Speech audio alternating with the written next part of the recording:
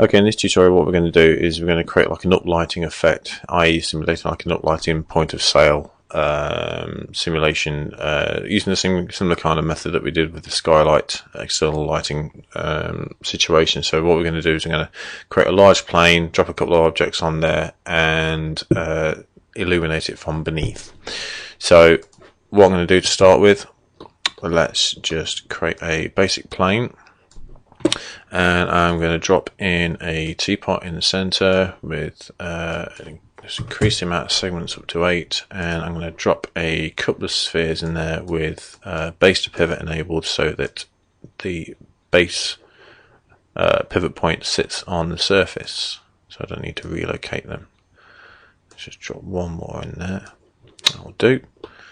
And then the top viewport, I'm just going to shift this out of the way, turn snap off, just to shift it out of the way. The last thing I'm going to do is I'm just going to make sure that this teapot is enclosed, because at the moment you can see there's a gap there. So I'm just going to select that guy and I'm going to edit mesh, select the top element and scale it up a little bit.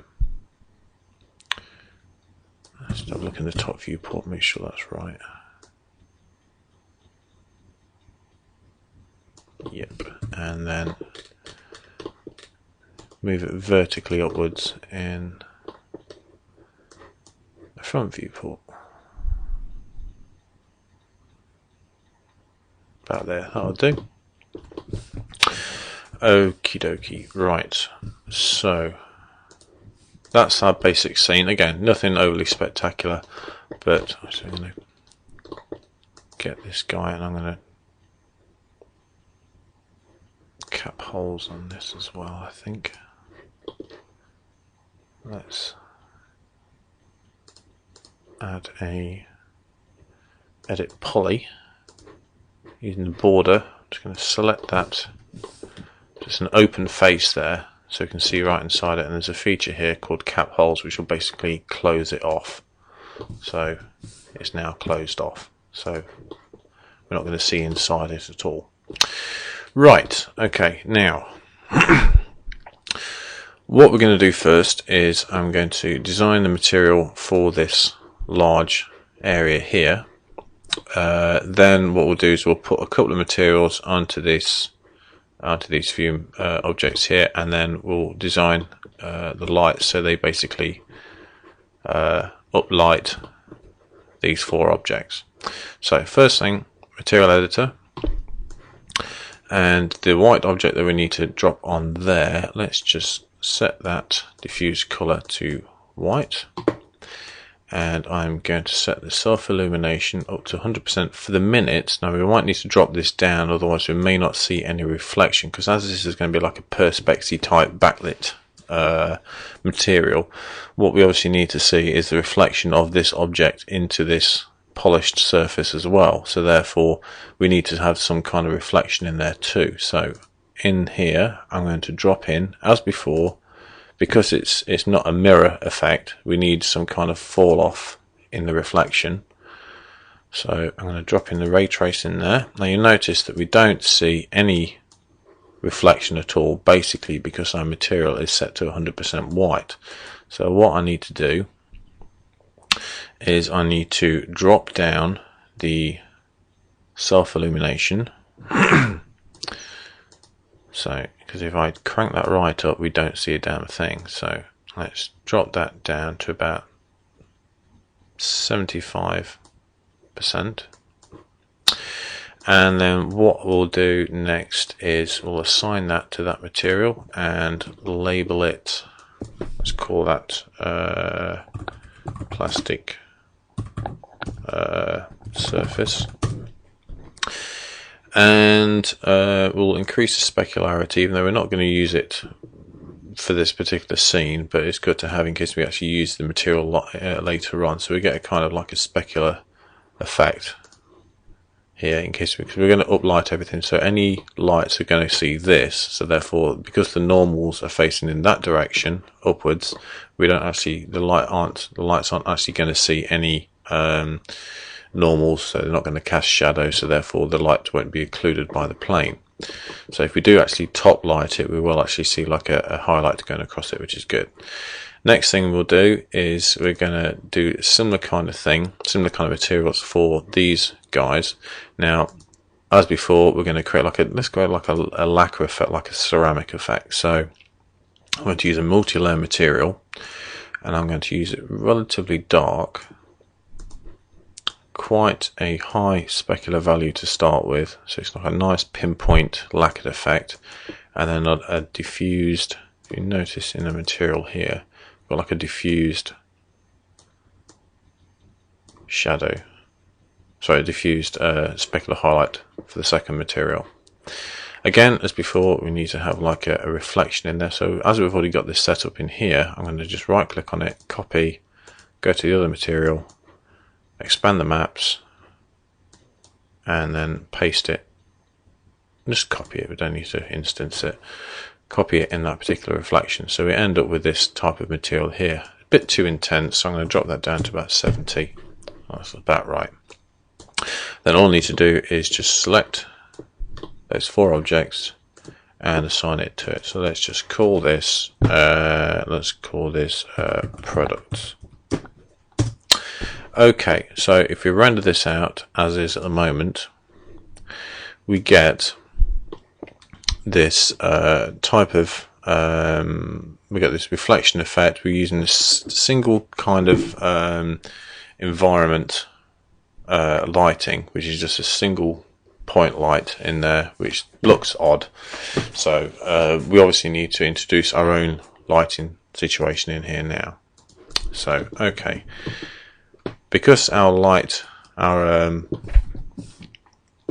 ground plane is a little bit on the small side, so what we'll do is we'll expand that to 500, so it's quite a lot wider. So we've got this really large area like now that we need to simulate the lighting for. So same principle as before, what we'll do is set using snap, target direct, point everything towards the center, and then we can label that label it direct uplighter 01. Again, we'll set out the properties and the shadows later on. So for the moment, what we'll do is we'll get hold of that particular light, and then what I'm going to do is I'm going to instance it at where are we? We're actually at 210. So what I'm going to do is I'm just going to bring that back up to 200,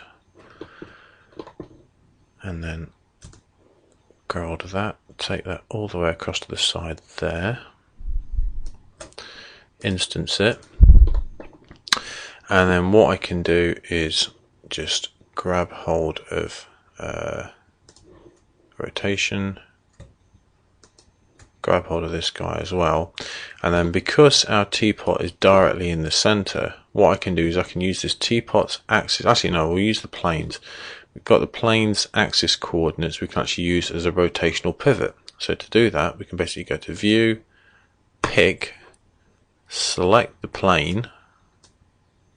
Now currently it's set to using selection center, so we actually need to use this guy, which is use transform coordinate center, which is the plane.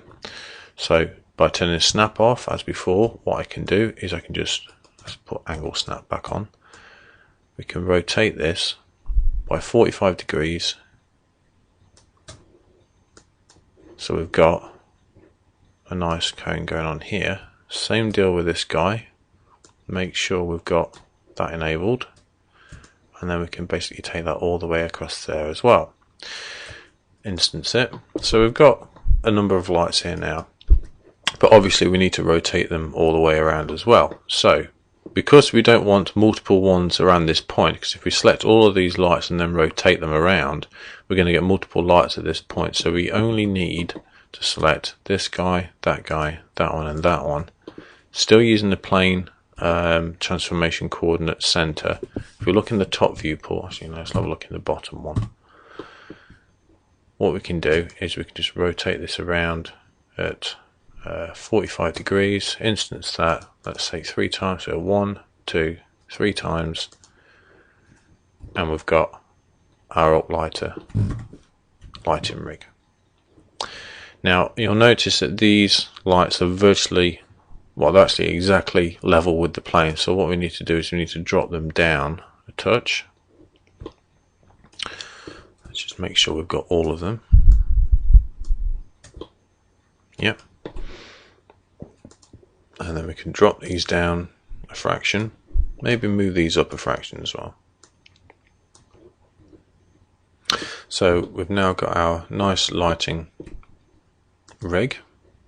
So next thing to check is to make sure that we've actually got all our lights are actually covering these objects. Now they're not at the moment, as you can see. So as they're all instants, all we need to do is just to expand this. So this spherical area here covers the objects that we want to focus on.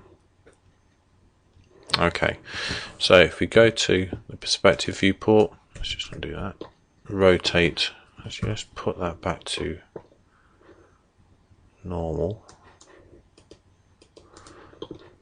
Let's go to the front viewport and then let's go to perspective, and then we'll zoom in, and then let's render that out. Now a couple of things that we'll notice straight away. Number one is we've got multiple highlights all the way around here. Now what we need to do is we need to obviously disable the highlight feature, as mentioned in the previous tutorial, in one of the introduction tutorials, sorry, is that we don't need all these like multiple little specular highlights all over the place. So what we can do is we can just literally go into the advanced effects and just disable the specular highlights. So we can then just render that. So we've got this kind of diffused uplight effect. Look, this looks pretty cool. And we've also got the reflection.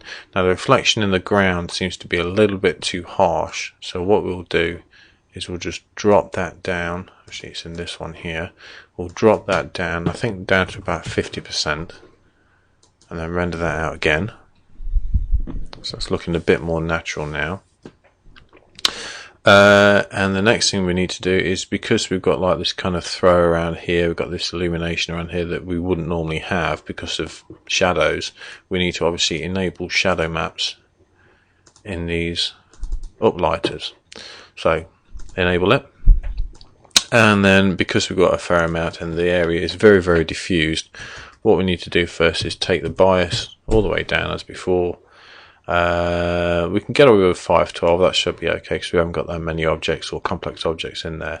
And we'll increase the sample range, which is obviously the blurring size. We'll put that up to 20, so it's a nice large area. So we've got like if I just move the camera around and let's focus on this guy, we should be able to see, if I just make this a little bit lighter, should be able to see a nicer throw on the spout of the teapot.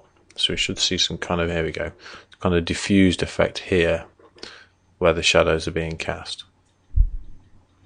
Now obviously the light is a little bit on the intense side, so what we need to do obviously is drop the intensity of the light down. This is currently set to 1, there's a lot of lights in there, so maybe a value of 0.25 might be sufficient.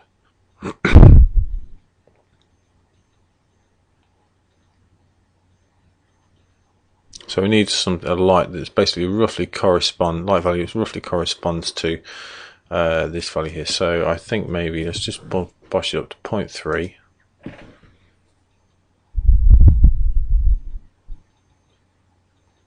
And that gives us a pretty nice finished effect. Now obviously we don't see anything at the top of the product right now. So what we could do is we could introduce other elements, like for example the strip light from the previous tutorial. So we get this kind of nice strip light effect which gives like some nice reflections over the surface of the object as well. So let's just, before we do that, I'm just going to drop this down a little bit further.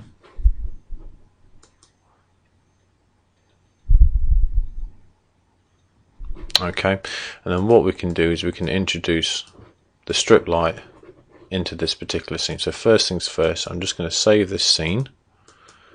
So let's call that uplighter no strip lights. And then what I'm going to do is I'm just going to merge in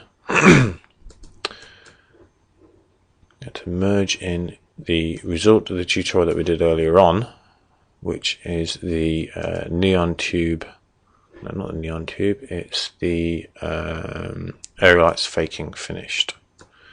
So what I need is I need the strip lights, and I also need the cylinder, and we'll bring in the helix as well in case we need to redistribute the lights. So I'm going to create a camera at that particular point, top viewport, and yes, this is a little bit on the big side. So what I need to do is obviously shrink this down and obviously amend the lights accordingly as well. So what I'm going to do here is, just for the interim, turn all these lights off, relight it using this particular setup, and then re-enable these lights, and we should have a nice finished result. So right, I'm going to get rid for the moment of all these strip lights. I'm going to take this guy and I'm going to scale the two of them. I've got the helix and the strip light selected, so I'm going to take that down to about 25% of its usual size, and then I'm going to reposition it, say about there. So that will be used to illuminate our top teapots. So let's take it down a touch more, say by another 50%.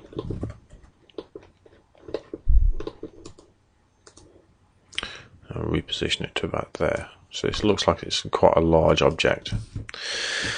Okay, so next thing we need to do is we need to obviously go through and relight the top using the strip lights. So let's create another Omni light in there. Let's call that Omni strip light 01, and then we can obviously scatter them using the whereabouts has it gone? Spacing tool. There we go. Pick path. Choose the helix, and we'll, for this point, we'll use 10 lights in this particular one. Okay, so let's apply that, and we can close it, delete the original as before, and then we can just go through, enable shadow maps, enable inverse square decay, and I'm going to take obviously the size down now, the start size, so I can take that down to about there. That's about right. And then let's have a quick look to see how that renders.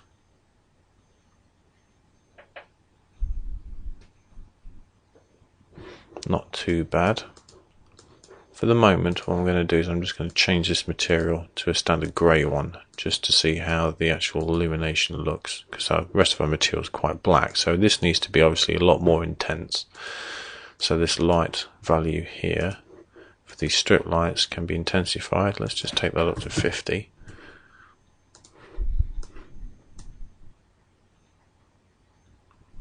Okay, so as we've got the one in there now, what we can also do, just to take it the next stage further, we can grab all these guys, cylinder as well, and I'm going to instance it another couple of times so we get this nice strip light effect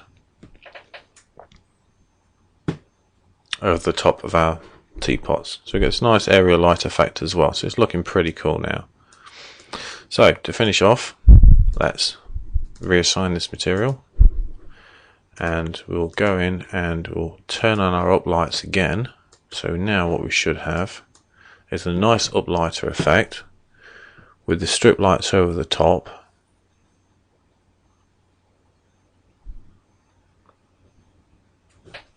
giving a really cool example of the lighting. for product placement. I think maybe just drop that down a touch. We'll make it a slight, we'll make these red so they actually stand out a lot more. And then we'll give our specular colour a red hint as well. So we'll copy that and we'll just give that a little bit of a red hue. Render that out again. Let's have a look at this.